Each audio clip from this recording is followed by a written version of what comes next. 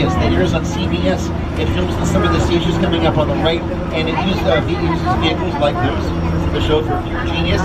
By the way, I was talking about NBC. Universal Studios is part of NBC Universal, one of the world's largest entertainment companies. Its media powerhouse consists not only of Universal Studios, but also many of your favorite TV networks like NBC, Sci-Fi, USA, Bravo, Telemundo, NBC Universo, the Golf Channel, CNBC, MSNBC, the Weather Channel, Oxygen, Esquire, Network, and Tammy winner, also on the right. No, that's I'm not going to get all of that. Easy because you're listening to me. Or maybe I've been upstaged by a talking teddy bear. Yeah, oh, Ted and Ted 2 from Mark Wahlberg and the voice of Seth MacFarlane are productions of Universal Pictures and Bluegrass Films. Who've got their offices inside this first bungalow on the left.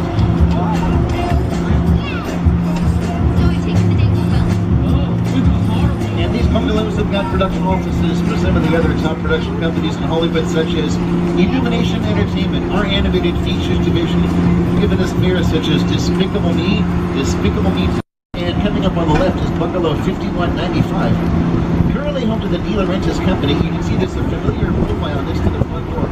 That was once the working space of the master of suspense, Alfred Hitchcock, the director of classics like The Birds, Vertigo, Rear Window, Torn Curtain, and site examples of what are called facades, not much more than false fronts and sides of buildings. We found that sometimes it's a good idea to build only what the camera can see and to let your imagination fill the rest.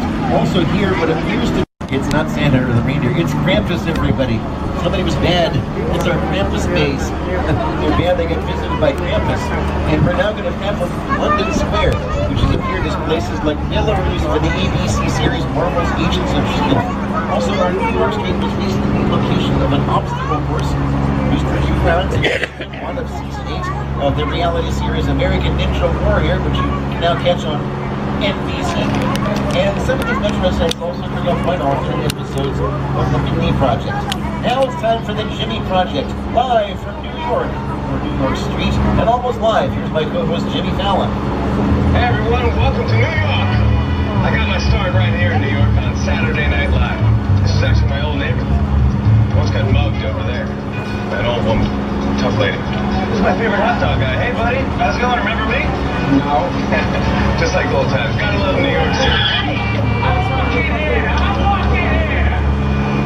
Hey, it's cool guys. I was just, just walking there.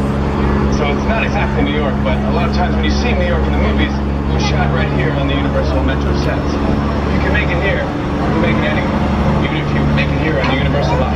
We got some assistance. The stars who've driven them, and himself, an uncredited Val Kilmer. And here's a Magna PI red Ferrari from this series with Tom Selleck and We're going to some Back to the Future vehicles, fifth car, and some vehicles from 2015, as depicted in 1989's Back to the Future Part 2. Now we're going to head to the distant past with these Stone Age vehicles here from 1984. Cool. Here's some customized Fast and the Furious street racers, like the Plymouth Roadrunner from Fast and Furious 7 or Furious 7, a Jeep Wrangler Sahara Gyrosphere from Jurassic World, directed by Collins Trevorrow and produced by Steven Spielberg, and a couple of military vehicles, one of which is also a Jeep from the Transformers movie. Well, before Jurassic World, there was a Jurassic era. We're going to actually, and coming up on the left is this Fleetwood RV Mobile Lab, last seen dangling off the side of us. Okay, there's that Jurassic Park 3 boat. Jurassic Park 3 featuring William H. Macy, Taya Naomi, and Sam Neill back as Dr. Alan Grant. On the left, a dinosaur roundup vehicle from the Lost Jurassic Park. After all these years, we think the dinosaurs are finally extinct. Uh-oh, look out! Just a reminder though, extinctions are only temporary here in Hollywood. Number 1 Universal Pictures.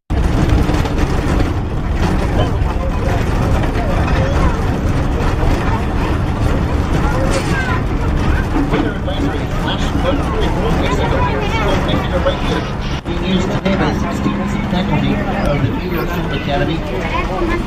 By the way, Al Roker is he's a Guinness World Record holder. Last year he was able to report the weather live, all 50 United States on the Today Show over the course of 1 week. So he's in the books now. Wait a minute, there was a flash flood warning. have your thunder, buddy, because we got rain.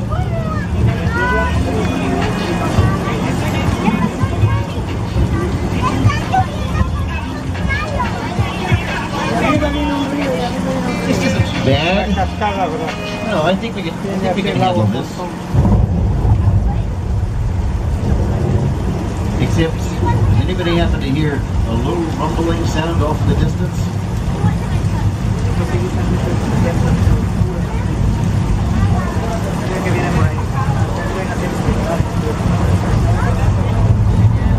Everybody, flash flood on the left. Look out! Take cover!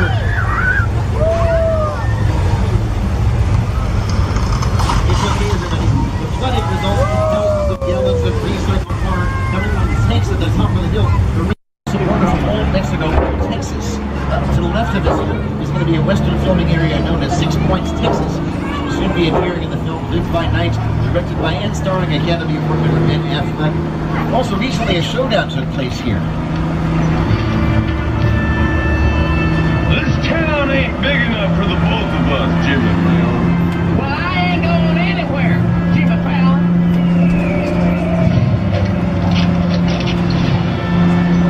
Now look here. Nice folks in this tram don't want no trouble.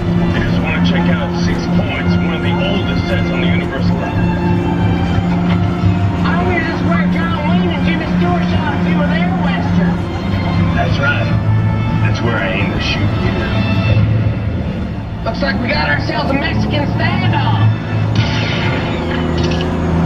Lucky shot. Now let's see you mount up and get out of town when the getting's good. All right. I'll see you again, pal. Well, you can count on me, pal. Again.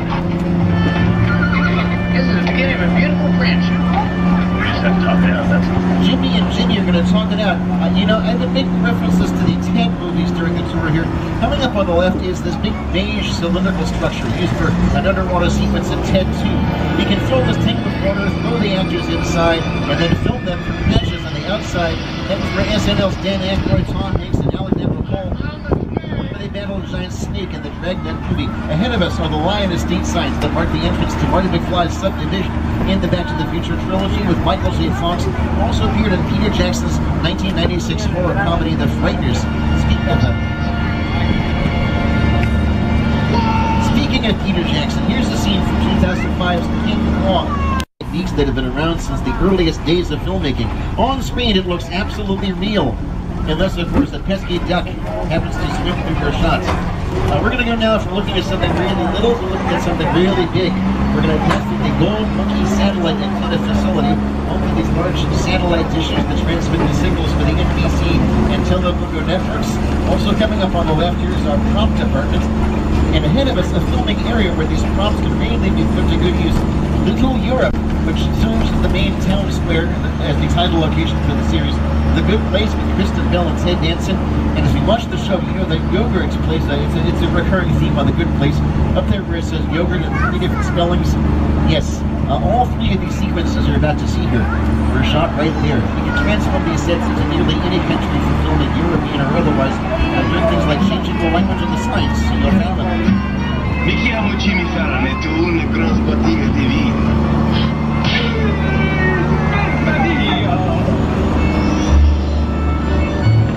Je m'appelle Jimmy Fallon. Je voudrais des baguettes. Well, Shelly, no! Hallo, ich bin Jimmy Fallon. Gerd Schnitzer. Ich glaube, die steht auf mich. Yeah, there's Fallon, Mr. Fallon. Over there to the left, behind the trailers and the fence, that's the house where we keep a Hallmark family show with Mark Steinus and Debbie Matenopoulos, which airs weekdays on the Hallmark Channel. Now we got this open stage ahead of a Stage 50, which contains a set which is a recreation of a Northern California. We are entering a hot set, so everyone, it's important here that you all remain seated with your arms and legs aside. Hang on to loose articles as well. And as you can see, there's lots of the California travelers, we get it all the time.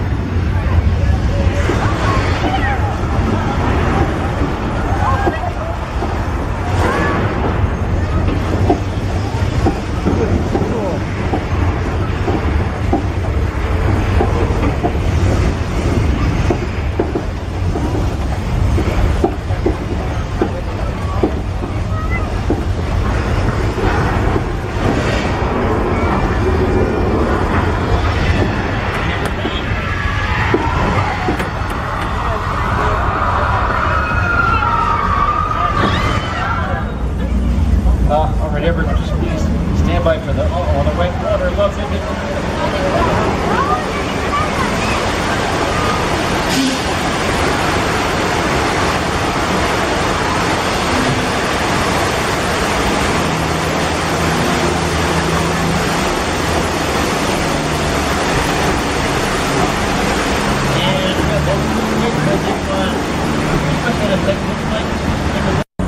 Shark doesn't look 25 feet long. It's more like, I don't know, 14, 15 feet. You know, these fish they do tend to sometimes exaggerate when it comes to the size of their catch. That's right. I got one that was this big. What they really should be saying is, look at the big fin of the water, would you? I mean, a fin in the water, it's a shark, and he's heading for the police diver. We got a point absurd. You back in the boat, hurry. I don't want to go words. The shark is got him. Let's see, don't worry. A little club soda is going to get that right out.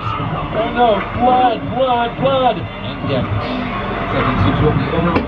Remember to remain seated at all times while we make our way across the dump. I think our boys have caught the wrong shark. The real Jaws is still out there somewhere. Our only hope now will be if he takes the bait attached to the yellow buoy in the harbor. He's taking the bait. He's taking the bait.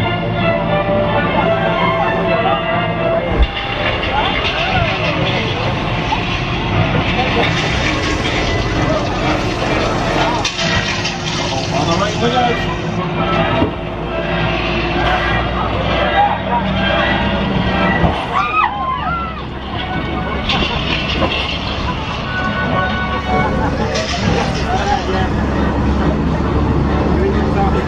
I know the big plastic shark is pretty funny and cool. You know something, he's much more reliable than Bruce and the edible star of the Jaws.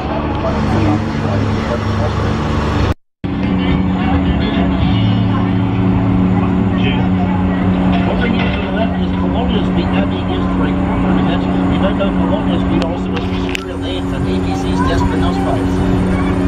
If there is one thing everyone in suburbia can appreciate, it's a good neighbor. Good neighbors like Gabrielle, played by Ava Longoria, or Nicola Sheridan as Edie. Felicity Humphrey as Lynette, Terry Hampshire as Susan, Marcia Ross as Bree. There's the streets on the left. What are you looking at? Oh, that's not the 1970 Dodge Charger. It's likely harmed. It's definitely dead. Don't engage it. Just keep a safe distance and report any further sightings to studio security immediately. We'll handle it from there. Will do, sir. Sounds like the FBI's got this. Meanwhile, back to our fun. This is fun. Suburban movie from How the Grinch Stole Christmas, and here comes director Ron Howard. The biggest creative challenge that we faced in How the Grinch Stole Christmas was to bring the storyboard world of Dr. Seuss to life. Some of the most talented artists in Hollywood worked for months to create a living, breathing movie. When it was all done, they had built an entire city. And the fantasy world of Dr. Seuss became a reality. Jim Carrey was the Grinch, and the film's narrator was Anthony Hopkins, who a few years ago portrayed Alfred Hitchcock on the big screen. Speaking of which, here we got the beats. Terror Tramp presented by Eli Roth, featuring some scary clowns, and some of the Anglo fabric you see here, and some of the clown imagery. Right now, we're gonna head up to the Psycho House, the way that Vera Miles is doing here in the scene for the film.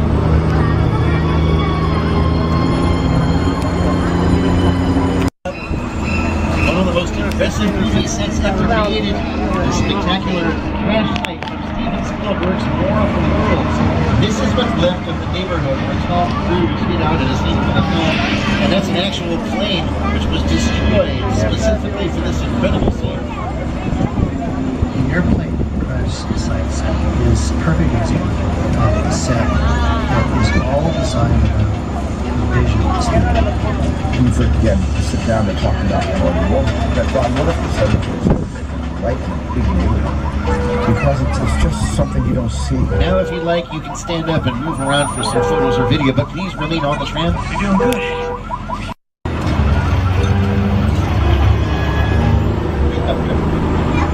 All right. Hey, wait a minute. Oh, no, now what? Now what's going on? Where's the book? It's might be more serious than we thought. What just happened? Hang on to your glasses, everyone, but do not put them on yet. They might be doubling as protective eyewear a little later on.